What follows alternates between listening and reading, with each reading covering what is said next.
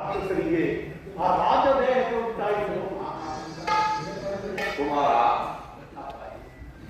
ಆ ಕನ್ಯೆಯ ಪ್ರತಿಯಾಗಿ ಈ ಸಾಮ್ರಾಜ್ಯವನ್ನೇ ಅಪೇಕ್ಷಿಸಿರುವಂತೆ ಇದಕ್ಕೆ ನಿನ್ನ ಅಭಿಪ್ರಾಯ ಏನು ಕುಮಾರ? ಅಪ್ಪಾಜಿ, ನುಡಿದಂತೆ ನಡೆಯಬೇಕಾದದ್ದು ಕ್ಷತ್ರಿಯ ಧರ್ಮವಲ್ಲವೇ? ಕೇವಲ ರಾಜ್ಯ ಲೋಭಕ್ಕಾಗಿ ಕೊಟ್ಟ ಮಾತಿಗೆ ತಪ್ಪಿ ನಡೆದರೆ ಕಾಪಾಡುವ ಕರುಣಾಳುವಾದ ಆ ಕಾಪಾಲಿಯು ಕಾಲದಿರಬಲ್ಲ. ನಾನು ಅದಕ್ಕೋಸ್ಕರವೇ ಇಷ್ಟೊಂದು ತಾಳ್ಮೆ ತಾಳಬೇಕಾಗಿದೆ.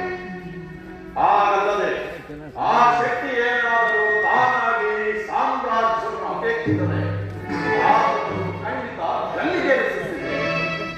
ಅದು ಅಲ್ಲದೆ ಆತನ ಇಷ್ಟೆಯನ್ನು ಪೂರೈಸಬೇಕು ಭರವಸೆ ಕೊಟ್ಟಿದ್ದರಿಂದ ತಾಳ್ಮೆ ಕೊಡಬೇಕಾಗಿದೆ.